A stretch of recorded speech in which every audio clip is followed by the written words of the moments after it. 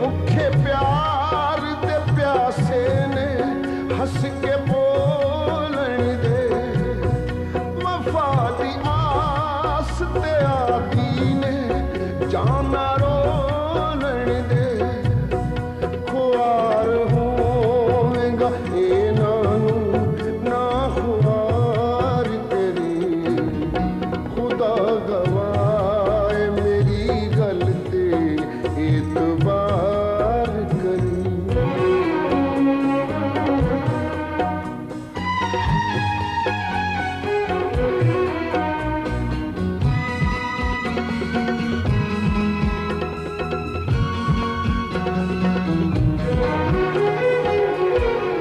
ਜ਼ਮਾਨੇ ਭਰ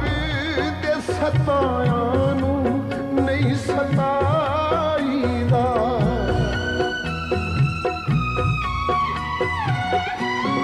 ਜ਼ਮਾਨੇ ਭਰ ਦੇ ਸਤਾਇਆਂ ਨੂੰ ਨਹੀਂ ਸਤਾਈਦਾ ਤੂੰ ਮੇਰੀ ਮੰਨ ਲੈ